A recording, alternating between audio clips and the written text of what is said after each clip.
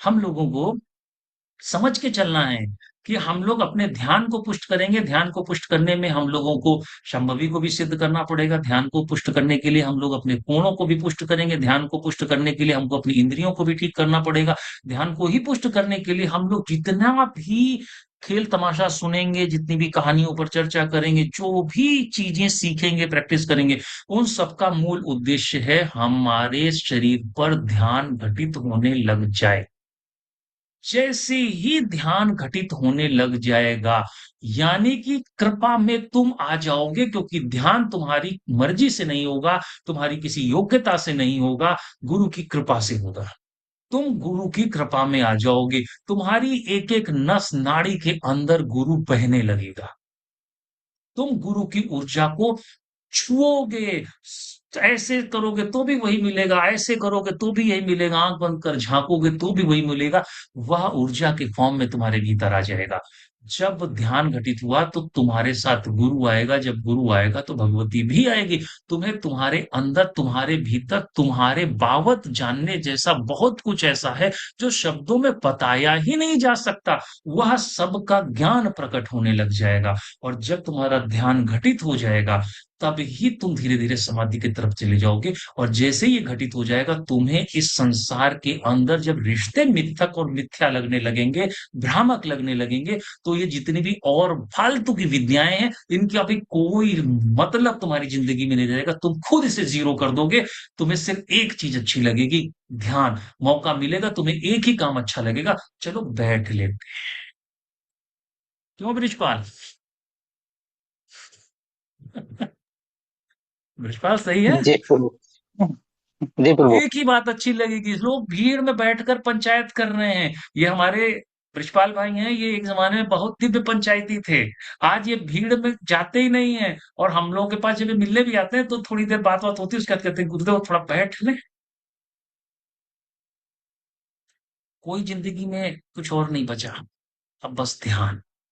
और ये जितने भी लोग ये फालतू वालतू की बातें कर रहे हैं इधर उधर, ये वही लोग हैं जिनको अभी सही मार्गदर्शन करने वाला गुरु नहीं मिला है। इसीलिए वो इधर-उधर भटक रहे हैं। और जो कुछ तुम्हारे तंत्र के अंदर है वही योग से गया है, उन्हीं की भाषाएँ और परिभाषाओं को बदल दिया गया है। और तुम्हें ज़िंदगी भर मंत्र नहीं करना है, तुम्हें मंत्र का सिर्फ़ सहारा लेना है कि छत पर जाने के लिए जैसे तुम सीढ़ी का सहारा लेते। बस इतना ही काम है। इतना काम तुमने कर लिया, तुम छत पर पहुँच गए, तो सीढ़ी लेके नहीं ढो रहे होते कि मैं छोड़ूँगा नहीं। तुम सीढ़ी पकड़े रहोगे तो तुम छत पे नहीं पहुँच पाओगे। और छत पे पहुंचने के लिए सीढ़ी छोड़नी पड़ेगी। इसलिए सब मंत्र वगैरह छोड़ना पड़ेगा और तुम्हें शुद्ध चैतन्य के अनुभव के साथ, अपने गुरु के अनुभव के साथ अपने भीतर रहना पड़ेगा। सिर्फ इतनी सी भूमिका है मंत्र की। और इतना काम अगर महामाई का एक शब्द कर रहा है, तो 54 अक्षर और 27 अक्षर के तुम ये लंबे लंबे मंत्र काहे घुमा रहे हो? और तुमने 1.5 लाख कर लिया, तुमने 1.25 लाख कर लिया, तुमने इतने लाख कर लिया, तुम किसको प्रूफ करो? कौन तुम्हें सुन रहा है? कहाँ तुम प्रमाणित कर रहे हो इसको? तुम 33 लाख कर लिए, 1.25 लाख कर लिए, और कौन सा तुमने कीले तोड़ लिया? एक मटकी तो टूटी नहीं तुमसे। तुम्हारा मन तो तुमसे रुका नहीं। तो रिजल्ट क्या मिला तुम्हारे कुछ करने का? इसलिए ध्यान रखना कि हमको सिर्फ प्रयोग करना है उस युक्ति का, और ध्यान में चले जाना, जो कि सरल है, कोई कठिनाई नहीं है। और तुम ध्यान में चले जाओ, इसीलिए मैं रोज बोल रहा हूं, इसीलिए विधियां बदल रहा हूं, अलग अलग तरीके की प्रैक्टिस में बिठा रहा हूं, कि छोटा छोटा स्वाद लग जाए, तो छोटा छोटा लग जाए, तो बड़ा अपने आप हो जाएगा। बड़ी उपलब्धि 1 घंटे का ध्यान घटित करने के लिए तुम्हें 3-3 मिनट की 20 बैठक चाहिए। तभी तुम ये काम ना करना कि तुम्हारा 1 घंटे 45 मिनट का लगेगा। तुम सोचोगे कि आज अभी मैं बैठूंगा, आज मैं छुट्टी लेके ऑफिस से आया हूं, मैं दावे से कहता हूँ, और बिगड़ के उठोगे, और बिगड़ के उठोगे।